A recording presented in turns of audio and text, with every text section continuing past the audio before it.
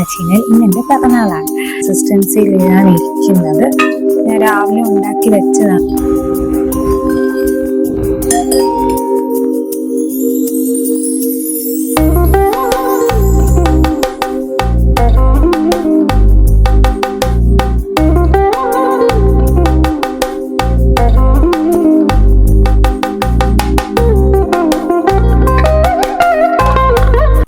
എല്ലാവർക്കും ഇന്നത്തെ വീഡിയോയിലേക്ക് സ്വാഗതം. അപ്പം ഇന്നത്തെ ദിവസത്തിന്റെ സ്പെഷ്യാലിറ്റി എന്താന്ന് വെച്ച് കഴിഞ്ഞാൽ ഇന്ന് എൻ്റെ പിറന്നാളാണ്. അപ്പൊ ഞാൻ വിചാരിച്ചു ചെറിയൊരു വ്ലോഗ് ചെയ്യാം. ഇന്ന് രാവിലെ അമ്പലത്തിൽ പോകാൻ ഒന്നും പറ്റിയിട്ടില്ല. കാരണം എനിക്ക് പീരിയഡ്സ് ആയതുകൊണ്ട് അമ്പലത്തിൽ പോക്കൊന്നും നടക്കത്തില്ലല്ലോ. അതുകൊണ്ട് ഞാൻ വിചാരിച്ചു ചെറിയ എന്തെങ്കിലും എനിക്ക് ഇഷ്ടപ്പെട്ട കാര്യം ഉണ്ടാക്കി കഴിക്കാം. സദ്യയായിട്ടൊന്നും ഞാൻ വെക്കാൻ ഉദ്ദേശിക്കുന്നില്ല, കാരണം എനിക്ക് സദ്യ ഒന്നും വെക്കാൻ വയ്യ. കുറച്ച് കാര്യമേ ഉള്ളൂ. പിന്നെ ഞാൻ വിചാരിച്ചു എൻ്റെ പിറന്നാളിൻ്റെ എൻ്റെ വീട്ടിൽ സ്ഥിരം വെച്ചുകൊണ്ടിരുന്ന എൻ്റെ ഏറ്റവും പ്രിയപ്പെട്ട ഒരു കാര്യമായിരുന്നു അടപ്രഥമൻ. അത് എൻ്റെ അമ്മ എൻ്റെ പിറന്നാളിന് എനിക്കിഷ്ടം അടപ്രഥമനായിരുന്നു. പിന്നെ കുറച്ച് വലുതായതിന് ശേഷമാണ് ഞാൻ ഈ പാല് ചേർത്ത പായസത്തിനോട് എനിക്ക് കുറച്ച് ഇഷ്ടം വന്നു തുടങ്ങിയത്. ഈ പാലട, സേമിയ പായസം അങ്ങനെയുള്ള പായസത്തിനോടൊരു ഇഷ്ടം വന്നു തുടങ്ങിയത് കുറച്ച് വലുതായതിനു ശേഷം. കൊച്ചിലേക്ക് എനിക്ക് അടപ്രഥമനായിരുന്നു എനിക്ക് കൂടുതലും പായസത്തിൽ ഇഷ്ടം. അപ്പൊ എൻ്റെ പിറന്നാളിന് സ്ഥിരം അമ്മ മരിക്കുന്നിടം വരെ എൻ്റെ പിറന്നാളിന് എനിക്ക് വെച്ച് തന്നുകൊണ്ടിരുന്നത് അടപ്രഥമനായിരുന്നു. അപ്പം ഞാൻ വെച്ചിട്ടേ ഇല്ല ഇതുവരെ. ഞാൻ കുറേ എല്ലാ വർഷവും ഞാൻ എൻ്റെ പിറന്നാളിന് വിചാരിക്കും ഈ പ്രാവശ്യം അടപ്രഥമൻ ഉണ്ടാക്കണം. പക്ഷെ എന്തുകൊണ്ടും എന്നെ കൊണ്ട് പറ്റാറില്ല. അപ്പം ഞാൻ ആദ്യമായിട്ട് ഉണ്ടാക്കുകയാണ്. എൻ്റെ കയ്യിലാണെങ്കിൽ അടപ്രഥമൻ ഉപയോഗിക്കുന്ന അടയില്ല. പിന്നെ ഓണമൊക്കെ വരുന്നല്ലേ ഉള്ളൂ. ഇനി ഒരു അടുത്ത മാസമൊക്കെ ആകുമ്പോഴത്തേനെ ആ അടയൊക്കെ ഇവിടെ നമ്മൾ ഏതെങ്കിലുമൊക്കെ സൂപ്പർ മാർക്കറ്റിൽ ചെന്ന് കഴിഞ്ഞാൽ കിട്ടത്തുള്ളൂ. അതുകൊണ്ട് എൻ്റെ കയ്യിൽ ശ്രീഹരിയുടെ പിറന്നാളിന് യൂസ് ചെയ്ത മട്ടേരിയുടെ തന്നെ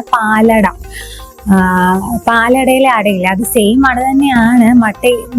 മട്ടേരി ആണെങ്കിലും വൈറ്റ് റൈസ് ആണെങ്കിലും വൈറ്റ് അരിയുടെ അടയാണെങ്കിലും കുറച്ച് വീതിക്കായിരിക്കും ഞങ്ങളുടെ അവിടെയൊക്കെ ഈ അടപ്രഥമന് അട കട്ട് ചെയ്യുന്നത്. പക്ഷെ ഇത് കുഞ്ഞടയാണെന്നേ ഉള്ളൂ. അപ്പൊ ആ അട വെച്ച് ബാക്കി എല്ലാ കാര്യങ്ങളും ഇരിപ്പുണ്ട്. അപ്പം ആ ഒരു അട വെച്ച് ഞാൻ വിചാരിച്ച അടപ്രഥമൻ ഉണ്ടാക്കാം. വേറെ ഞാൻ സ്പെഷ്യലായിട്ട് സദ്യക്ക് സ്പെഷ്യലായിട്ട് ഒരു കാര്യമില്ല. ഇന്നലെ കുറച്ച് സാമ്പാർ ഉണ്ടാക്കിയിട്ടുണ്ടായിരുന്നു, അതിരിപ്പുണ്ട്. പിന്നെ ഞാൻ ഇന്നലെ രാത്രി തന്നെ ഇന്നലെ ആക്ച്വലി ഉച്ചയ്ക്ക് ഫുഡ് ഞാനൊന്നും ഉണ്ടാക്കിയില്ല. എനിക്ക് ഇന്നലെ ഒത്തിരി വയ്യായിരുന്നു. അപ്പം പുറത്തുനിന്ന് വാങ്ങിച്ച് കഴിക്കായിരുന്നു. ഞാൻ രാത്രി കുറച്ച് സാമ്പാറും വെച്ചു. പിന്നെ കുറച്ച് പച്ചക്കറിയൊക്കെ ഒന്ന് അരിഞ്ഞു വെച്ചു അവിയലിന്. അപ്പൊ അത് രണ്ടും ഉണ്ട്. പിന്നെ ഞാനൊരു എന്തെങ്കിലും ഒരു ഇഞ്ചിക്കറിയും കൂടെ ഉണ്ടാക്കും.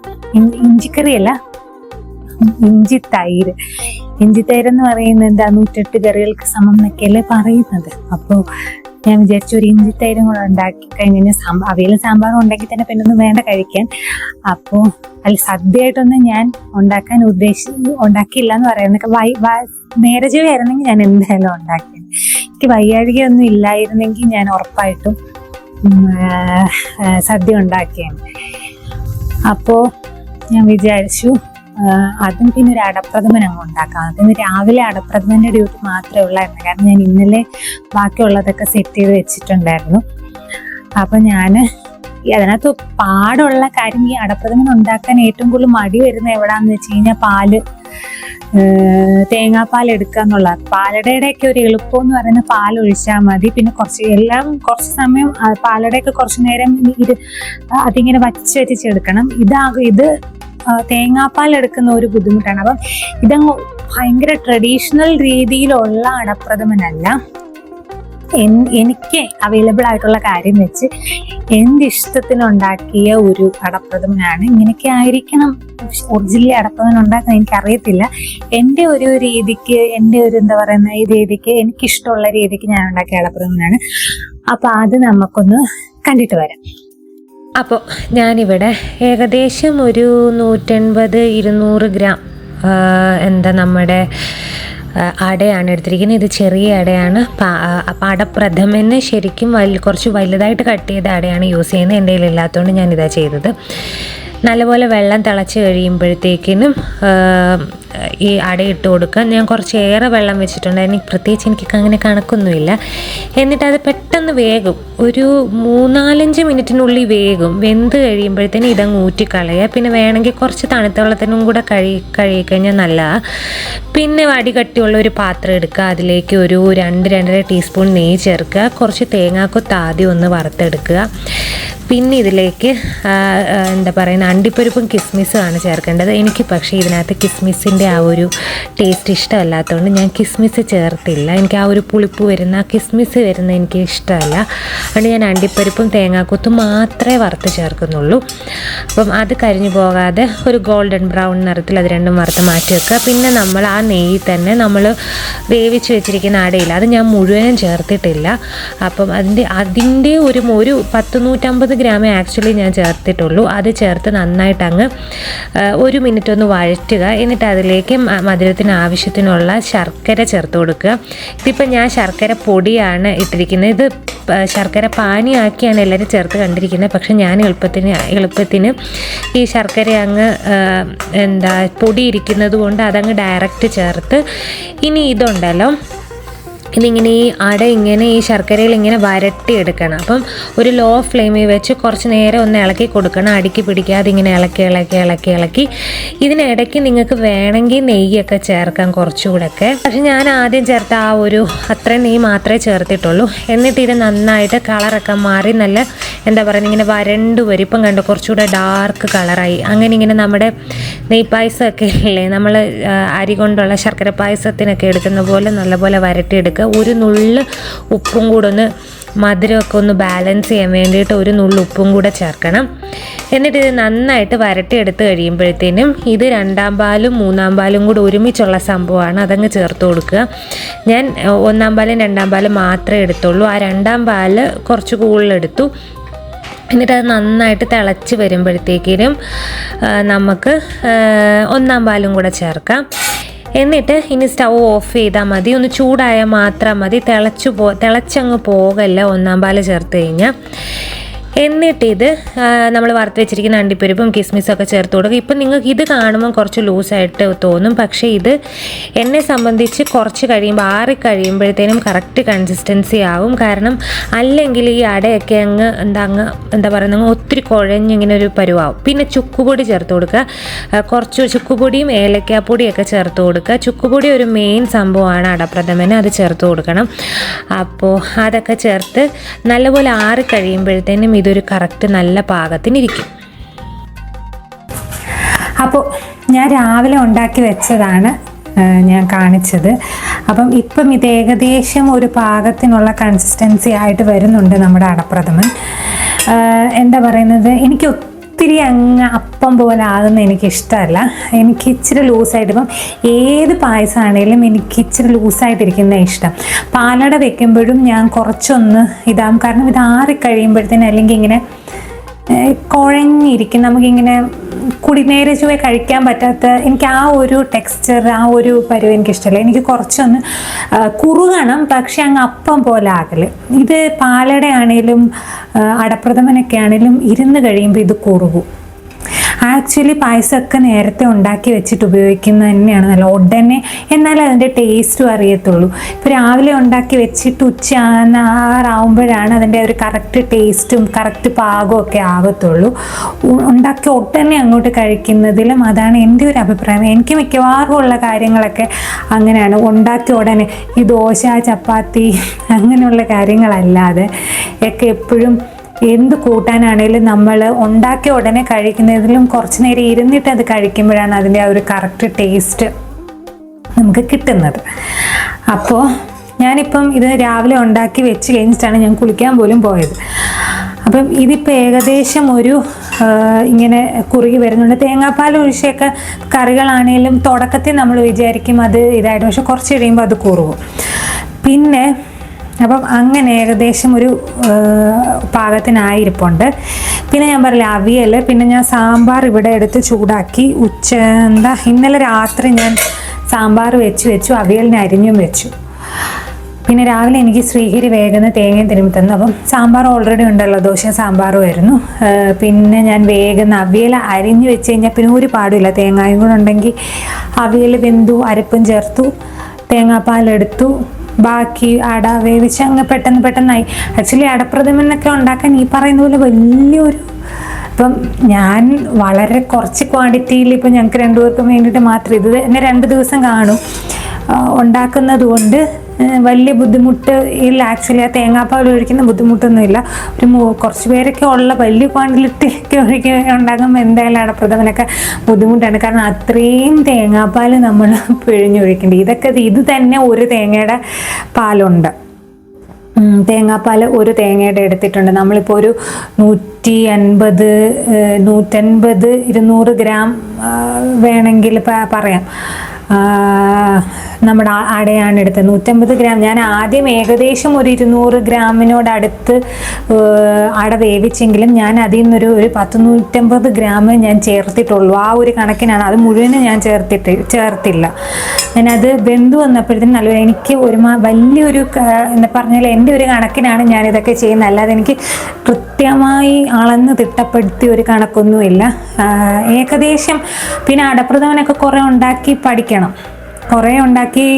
നമ്മൾ കുറേ ഉണ്ടാക്കി വരുമ്പോഴേ ആ ഒരു ശീലം നമുക്ക് കണക്കെത്രയെന്ന് അറിയത്തുള്ളൂ. അപ്പം ഞാൻ എൻ്റെ ഒരു മനസ്സിൽ ഒരു 150 ഗ്രാം 150 ഗ്രാമോളം അടപ്രഥമനെ ഞാൻ എടുത്തിട്ടുള്ളൂ, മീൻസ് അടയെ എടുത്തിട്ടുള്ളൂ. പിന്നെ ബാക്കി ശർക്കര ആണെങ്കിലും ഏകദേശം ഒരു എന്താ പറയുന്നത് 400 ഗ്രാം ശർക്കര ചേർത്ത് കാണണം. പൊടിയാണ് ഞാൻ ചേർത്തത്. പൊടി 400 ഗ്രാമിനോടടുത്ത് ചേർക്കേണ്ടി വരും മധുരം വരണമെന്നുണ്ടെങ്കിൽ. ഒന്നാമത് ഈ ശർക്കരയാണെങ്കിൽ, എൻ്റെ കയ്യിലിരിക്കുന്ന ശർക്കരയാണെങ്കിൽ കുറച്ചിട്ടാലേ മധുരം ഇത് ചെയ്യത്തുള്ളൂ. ശർക്കര പൊടി, ആക്ച്വലി ശർക്കര പാനിയൊക്കെ എടുത്ത് ചെയ്യണേ. അതെങ്ങനെയൊക്കെയാണെന്ന് തോന്നുന്നു ട്രഡീഷണലായിട്ട് ചെയ്യുന്നത്. പക്ഷെ ഞാൻ എളുപ്പപ്പണി ചെയ്തതാണ്. പിന്നെന്താണ്, പിന്നെ പാല് ഒരു തേങ്ങയുടെ പാല് എടുത്തിട്ടുണ്ട്. 2ാം പാലും 3ാം പാലും ഒന്നും ഞാൻ എടുത്തില്ല. 1ാം പാല് മാറ്റി വെച്ചിട്ട് 2ഉം 3ഉം ഒരുമിച്ച് അങ്ങ് എടുത്തു. എന്നിട്ട് ചെയ്തു. ആ പാലെടുത്തൊക്കെ കഴിഞ്ഞ് കഴിഞ്ഞാൽ പിന്നെ പാലെടുക്കുക എന്നുള്ള പരിപാടിയേ ഉള്ളൂ. പക്ഷേ പാലൊക്കെ ആകുമ്പം കുറച്ചുകൂടി എളുപ്പം എന്താണെന്ന് വെച്ച് കഴിഞ്ഞാൽ വേറെ നമുക്ക് ഈ പാലെടുക്കുക എന്നുള്ള ഒരു ഉദ്ദേശം നമ്മൾ നല്ലൊരു ഫുൾ ഫാറ്റ് മിൽക്ക് മേടിച്ച് കഴിഞ്ഞാൽ കുറച്ച് നേരം സമയം വേണം. ഒരു 10-45 ഏകദേശം 1 മണിക്കൂറിൻ്റെ പരിപാടിയാണ് പാലട ഉണ്ടാക്കുക എന്ന് പറയുന്നത്. ആ ഒരു നല്ല കൺസിസ്റ്റൻസിയിൽ ഉണ്ടാക്കുക എന്നത് നമ്മൾ അതിൽ തന്നെ ഒരു മണിക്കൂർ പാലടയ്ക്ക് വേണ്ടിയിട്ട് നമ്മൾ മാറ്റി വെക്കണം. ആദ്യം ശ്രദ്ധിച്ചാൽ മാത്രമേ അത് അടിക്കൊന്നും പിടിക്കാതെല്ലാം റെഡിയായി വരത്തുള്ളൂ. അപ്പം അങ്ങനെ നമുക്ക് ഈ പരിപാടിയൊക്കെ കഴിഞ്ഞു. ഇനി ഉണ്ണാം. ശ്രീഹരിക്ക് കൊണ്ടിട്ട് ഓഫീസിൽ പോകണം. അപ്പോൾ ഞാൻ കാണിക്കാം. അപ്പം ഇപ്പം ഈ ഒരു കൺസിസ്റ്റൻസിയിലാണ് ഇരിക്കുന്നത് നമ്മുടെ പാലടയല്ല അടപ്രഥമൻ. കണ്ടോ? കുറച്ചുകൂടെ കഴിയുമ്പോൾ ഇനി ഇതിലും ഇത് ആക്ച്വലി ഇപ്പം കണ്ടിട്ടൊരു ഗോതമ്പ് പായസത്തിൻ്റെ നുറുക്ക് ഗോതമ്പ് പായസത്തിൻ്റെ ഒരു ലുക്കുണ്ടില്ലേ? അടയാന്ന് പറഞ്ഞാലും ഒരു നുറുക്ക് ഗോതമ്പ് പായസത്തിൻ്റെ ലുക്കുണ്ടില്ലേ? കാരണം ചെറിയ അടയല്ലേ, പാലടയുടെ അടയാണ്. കുറച്ചുകൂടെ വലിയ അടയാണ് അടപ്രഥമന് വേണ്ടിയിട്ട് എടുക്കുന്നത്. കുറച്ച് സ്ക്വയർ ആയിട്ട് നമ്മൾ കട്ട് ചെയ്ത് കിട്ടത്തില്ല. പക്ഷെ അതിപ്പം ഞാൻ നോക്കിയിട്ട് ഇവിടെ അടുത്തെങ്ങുമില്ല. അങ്ങോട്ടും മലയാളികളുടെ കട ചിലപ്പം കിട്ടുമായിരിക്കും. കാരണം അതും ചിലപ്പോഴാണ്. കാരണം ഇതൊക്കെ സീസണാണ്. വിഷു ടൈമിൽ, ഓണം ഇവിടെ അതൊക്കെ സീസൺ വൈസേ വരത്തുള്ളൂ. ഇനിയിപ്പോൾ ഒരു ഓഗസ്റ്റൊക്കെ ഒരു പകുതിയൊക്കെ കഴിയുമ്പോഴത്തേനും പതുക്കെ ഓരോന്നൊക്കെ വന്നു തുടങ്ങും. ഇതിപ്പം പിന്നെ വിഷു ഓണമാണ്. നമ്മളിപ്പം പാലട വാങ്ങിക്കാനാണേലും എന്താ പറയുന്നത്, ശ്രീഹരിയുടെ ഇത് സാധാരണ പാലട വൈറ്റ് പാലടയാണ് നമ്മൾ പാലട പ്രഥമന് എടുക്കുന്നത്. പക്ഷേ എനിക്ക് ഇപ്രാവശ്യം ആ ഒരു സമയത്ത് വിഷുവൊക്കെ കഴിഞ്ഞിരിക്കുന്ന സമയത്ത് എനിക്ക് വൈറ്റ് കിട്ടിയില്ല. ഈ മട്ടേരിയുടെ പാലടയാണ് കിട്ടിയത്. അതുകൊണ്ടാണ്. പക്ഷേ നിറം ഈ നമ്മളിങ്ങനെ കുറുക്കി വരുമ്പോൾ ആ ഒരു നിറവും ഇതുമായിട്ട് ചേരുന്നതുകൊണ്ട് കുഴപ്പമില്ല. ഇത് സാധാരണ മട്ടേരിയുടെ മട്ടേരിയുടെ അടയാണെന്നാണ് പറയുന്നത്. നമ്മൾ അടപ്രഥമനൊക്കെ ഉപയോഗിക്കുന്നത് വൈറ്റിനെക്കാട്ടിലും കൂടുതൽ നമ്മുടെ റെഡ് റൈസിൻ്റെ അടയാണെന്ന് പറയുന്നത്. അപ്പോൾ ഇനി നമുക്ക് അവിയൽ കാണാം. അപ്പം അവിയൽ ഞാൻ രാവിലെ ഉണ്ടാക്കി വെച്ചതാണ്. ഇപ്പം എല്ലാം പാകത്തിന് വെക്കുകയാണ്. പിന്നെ ഇത് സാമ്പാർ ഞാൻ ചൂടാക്കി, ബാക്കി ഇരിക്കുന്നത് രാത്രിയിലത്തേക്ക് എടുക്കാൻ വേണ്ടിയിട്ടാണ്. സാമ്പാർ ചൂടാക്കിയെല്ലാം വെച്ചു. ഇഞ്ചിത്തൈര് എന്ന് പറയുന്നത് ഞങ്ങളുടെ അവിടെയൊക്കെ സദ്യക്കൊക്കെ ഇഞ്ചിത്തൈരുണ്ടാവും എപ്പോഴും. അങ്ങോട്ടൊക്കെ സദ്യക്ക് ഇഞ്ചിത്തൈരുണ്ടാവും. ഇഞ്ചിയും പച്ചമുളകും ഉപ്പും കൂടെ ജസ്റ്റ് തൈരിനകത്ത് ഇട്ടാൽ മതി. എന്താ പറയുന്നത്, ഞാൻ കേട്ടിരിക്കുന്നത് ഇങ്ങനെ 108 കറികൾക്ക് സമമാണ് ഇഞ്ചിത്തൈര് എന്നൊക്കെയാണ് പറഞ്ഞു കേട്ടിരിക്കുന്നത്. അപ്പോൾ അത് വേണമെങ്കിൽ കടു വറുത്ത് എടുത്തു കഴിഞ്ഞാൽ, സദ്യക്ക് അങ്ങനെ കടു വറുത്തൊന്നും എടുത്ത് ഞാൻ കണ്ടിട്ടില്ല. അല്ലാതെ ഞാൻ ഇടയ്ക്കൊക്കെ ഇങ്ങനെ നമ്മൾ ഉണ്ണാൻ സാധാരണ ദിവസങ്ങൾ വെക്കുമ്പോൾ ഞാൻ കടു വറുത്ത് എടുക്കാറുണ്ട്. ഇത് ജസ്റ്റ് ഇട്ട് വേറെ പ്രത്യേകിച്ച് ഞാൻ തോരനൊന്നും ഉണ്ടാക്കിയിട്ടില്ല, പച്ചടി അങ്ങനെയുള്ള കാര്യങ്ങളൊന്നും ഉണ്ടാക്കാത്തതുകൊണ്ട് ഞാൻ ഇഞ്ചിത്തൈര് ഉണ്ടാക്കി. എപ്പോഴും സദ്യക്ക് പച്ചടിയൊക്കെ ഞാൻ വെക്കുന്നതുകൊണ്ട് പിന്നെ ഞാൻ ഇഞ്ചിത്തൈരും കൂടെ ഉണ്ടാക്കാറില്ല. പക്ഷെ എൻ്റെയൊക്കെ വീട്ടിൽ സദ്യക്ക് ഒരു മസ്റ്റ്, എല്ലാ സദ്യക്കും മസ്റ്റായിട്ട് കാണുന്ന ഒരു ആളാണ് ഇഞ്ചിത്തൈര്. ഞാൻ അങ്ങനെ വലുതായിട്ട് സദ്യക്ക് പച്ചടിയും ഒക്കെ വരുന്നതുകൊണ്ട് ഞാൻ ഉണ്ടാക്കാറില്ല.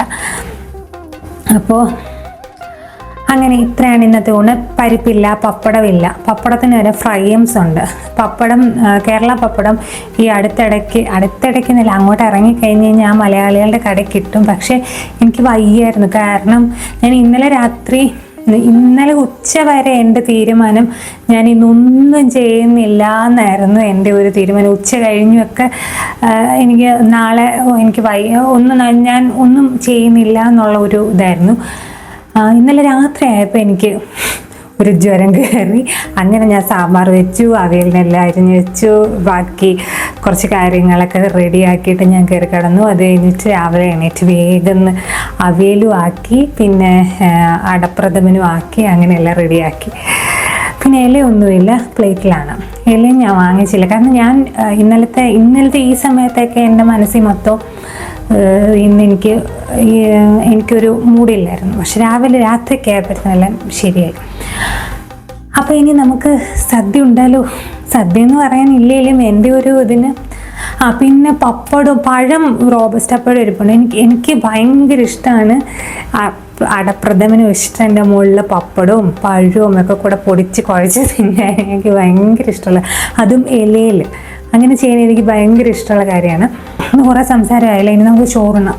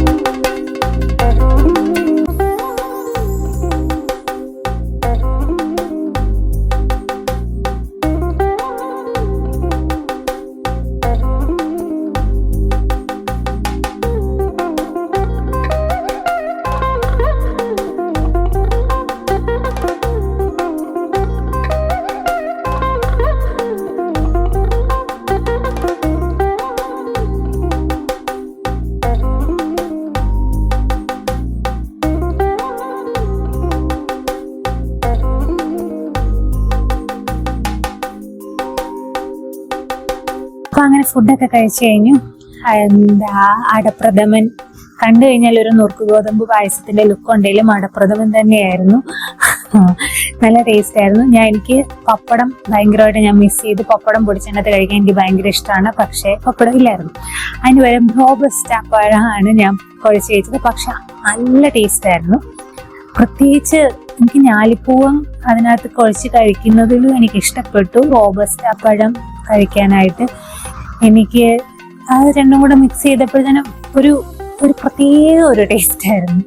എന്താ പറയുന്നത്, നമുക്കൊരു ഫ്രഷ് ഫീലിംഗ് ഒക്കെ തോന്നുന്ന ഒരു ടേസ്റ്റിൽ ചിലപ്പോൾ എനിക്ക് ഈ വാനില ഐസ്ക്രീം കഴിക്കുമ്പം എനിക്ക് അങ്ങനത്തെ വാനില എന്ന് ആ ഒരു ടേസ്റ്റിൽ ഐസ്ക്രീം വാനില കഴിക്കുമ്പോഴത്തേക്കിനും ഇനി അങ്ങനെ ഒരു ഫ്രഷ് ഫീലിംഗ് തോന്നും, ഒരു ഫ്രഷ്നെസ് തോന്നും. അതുപോലെ തന്നെയാണ് ഈ റോബസ്റ്റ പഴം പിന്നെ എനിക്ക് അങ്ങനെ ഒരു ഫീലിംഗ് തോന്നും. പ്രത്യേകിച്ച് അതിങ്ങനെ ഞാൻ ഈയിടെ കാണിച്ച പീനട്ട് ബട്ടറും റോബസ്റ്റ പഴവും കൂടെ മിക്സ് ചെയ്ത് ബ്രെഡിനകത്ത് തേച്ച് കഴിക്കുമ്പോൾ എനിക്ക് അതുപോലെ ഒരു ഫ്രഷ്നെസ് തോന്നിക്കും. അതിന്റെ ആ ഒരു മണവും ഒക്കെ അതുപോലെ തന്നെയായിരുന്നു ഈ പഴം എനിക്ക് പായസത്തിനകത്ത് കുഴച്ച് കഴിച്ചപ്പോഴത്തേനും അങ്ങനെ ഒരു ഫീലിംഗ് എനിക്ക് എന്താ പറയുക ഇഷ്ടപ്പെട്ടു.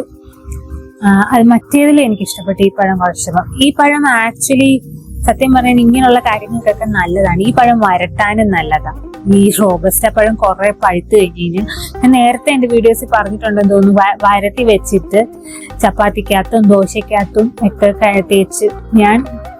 തേച്ച് കഴിക്കുമായിരുന്നു. എപ്പോഴാ ആ ടൈഫോയിഡ് കഴിഞ്ഞ സമയത്ത് എന്റെ വയറൊരുമാതിരി എനിക്ക് എരിവ് ഒട്ടും പറ്റത്തില്ലാത്ത ഒരു സമയം ഉണ്ടായിരുന്നു. ഒരു മാസം ടൈഫോയിഡ് കഴിഞ്ഞ് ഒരു മാസം കഴിഞ്ഞ് കഴിഞ്ഞപ്പോഴത്തേനും എനിക്ക് എരിവൊക്കെ ഒരു അടുത്തൂടെ പോയി കഴിഞ്ഞാൽ വയറ് കിടന്നെരിയുമായിരുന്നു. ആ ഒരു ലെവലിലെ സമയത്ത് ഞാൻ പുട്ടിന്റെ കൂടെയും ദോശയുടെ കൂടെയും ചപ്പാത്തിയുടെ കൂടെയൊക്കെ കഴിച്ചുകൊണ്ടിരുന്ന മെയിൻ ഒരു കാര്യമാണ് ഈ റോബസ്റ്റ പഴം. ഒരു ദിവസം ഞാൻ കണ്ടുപിടിച്ചാണ് റോബസ്റ്റ പഴം ഭയങ്കരമായിട്ട് അങ്ങ് പഴുത്തിരിക്കുന്നത്. ഞാനിങ്ങ് വിചാരിച്ചങ്ങ് വരട്ടിയാലോ എന്ന്. അങ്ങനെ ഞാൻ ശർക്കരയും റോബസ്റ്റ പഴവും കുറച്ച് തേങ്ങായും കൂടെ ചേർത്ത് അങ്ങ് വരട്ടി വെച്ചു. എന്നിട്ട് പുട്ടിന്റെ കൂടെ സൂപ്പർ ടേസ്റ്റ് ആണ്. ചക്ക വരട്ടിയത് ഒക്കെ നമ്മള് എന്റെ വീട്ടിലൊക്കെ ചക്കയൊക്കെ വരട്ടിയിട്ട് പുട്ടിന്റെ കൂടെയൊക്കെ കഴിക്കുമായിരുന്നു. അപ്പൊ അതുപോലെ ഞാൻ ആ സമയത്ത് പുട്ടിന്റെ കൂടെ ദോശയുടെ മേളില് ചപ്പാത്തിക്കകത്ത് ജാം തേക്കുന്നതിന് പകരം അതിനൊക്കെയായിരുന്നു ഞാൻ ഒരിടയ്ക്ക് കഴിഞ്ഞുകൊണ്ടിരുന്നത്. കാരണം എനിക്ക് ആ സമയത്ത് അങ്ങനെയാണ് ഞാൻ കാശ്മീരി മുളക് പൊടി സ്ഥിരമാക്കിയത്. അതിനു മുമ്പ് വരെ ഞാൻ രണ്ടും ഉപയോഗിക്കുമായിരുന്നു. ഇപ്പം പക്ഷെ എനിക്ക് മാറ്റം വന്ന് തുടങ്ങിയപ്പോഴത്തേക്കും ഞാൻ നല്ല മുളക് പൊടി, നമ്മുടെ നാടൻ എരിവുള്ള മുളക് പൊടി ഞാൻ മേടിച്ച് വെച്ചിട്ടുണ്ട്. ഇപ്പം ഞാൻ രണ്ടും കൂടെ മിക്സ് ചെയ്തും പിന്നെ മറ്റേ നമ്മുടെ പച്ചക്കറി കൂട്ടാനൊക്കെ ഞാൻ കുറച്ച് എരിവുള്ള മുളക് പൊടി മാത്രമേ ചേർക്കത്തുള്ളൂ. മറ്റേ കാശ്മീരി മുളക് പൊടി സാമ്പാറിനകത്തൊക്കെ ഞാൻ കൂടുതലും മിക്സ് ചെയ്ത് ഞാൻ ചേർക്കാൻ തുടങ്ങി. കാരണം ഇപ്പൊ എനിക്ക് അതൊക്കെ കുറെ മാറ്റം വന്നപ്പോഴത്തേക്കിന് ഒരിടയ്ക്ക് എനിക്ക് പറ്റത്തില്ലായിരുന്നു. അപ്പൊ ആ സമയത്ത് ഞാൻ ചെയ്തോണ്ടിരുന്ന പരിപാടി ഇതൊക്കെയായിരുന്നു. അപ്പം അത് നല്ലത്, എനിക്കിഷ്ടം. റോബസ്റ്റ പഴം കുറച്ച് പഴുത്ത് കഴിഞ്ഞ് ഇങ്ങനെ വരട്ടെ. ഇപ്പൊ ഞാൻ ചെയ്യത്തില്ല. ഇപ്പം കാരണം ഉള്ള ശർക്കര എല്ലാം കൂടെ അടിച്ച് കയറ്റി എന്റെ വണ്ണം ഇപ്പൊ ഞാൻ വണ്ണം ആ സമയത്ത് എന്ന് പറഞ്ഞാൽ ഞാൻ വണ്ണം വെക്കത്തില്ലായിരുന്നു. ഞാൻ എന്തൊക്കെ കഴിച്ചാലും എത്ര മധുരം കഴിച്ചാലും ആ സമയത്ത് ആ കുന്നം ആ ബാക്ടീരിയ കുറെ നാള് എന്റെ ബ്ലഡിൽ നിന്നൊക്കെ പോയി ബ്ലഡ് ടെസ്റ്റ് ചെയ്ത് ബ്ലഡിൽ നിന്ന് പോയത് തന്നെ ഒരു 4 മാസം 5 മാസമൊക്കെ കഴിഞ്ഞിട്ടാണ്. അത് കഴിഞ്ഞ് ഞാൻ ഒരിടയ്ക്ക് എന്നിട്ട് ആ സമയത്ത് വെയിറ്റ് കുറഞ്ഞുകൊണ്ടിരിക്കുന്നു. 58 ഒക്കെ വരെ ആയപ്പോഴത്തേക്കും ഞാൻ വിചാരിച്ചു ഇനി ഞാൻ വണ്ണം എനിക്ക് വേറെ പേടികളായപ്പോ ഇത് ഞാനിപ്പോ എത്ര കഴിച്ചിട്ട് വണ്ണം വെക്കുന്നില്ല എന്നുള്ള ഒരു സ്റ്റേജില് ഇത് തോന്നി. പിന്നെ അതങ്ങോട്ട് കഴിഞ്ഞ് ആ ടെസ്റ്റ് നെഗറ്റീവായി തുടങ്ങിക്കഴിഞ്ഞ് കുറച്ചുകൂടെ കഴിഞ്ഞിട്ടാണ് പിന്നെ പതുക്കെ എന്റെ വെയിറ്റ് കൂടി തുടങ്ങിയത്. ഇപ്പൊ ഞാൻ കഴിച്ചു കഴിഞ്ഞാൽ ഉറപ്പായിട്ട് വീങ്ങി തെറ്റുന്ന എനിക്ക് 101% ഉറപ്പാണ്.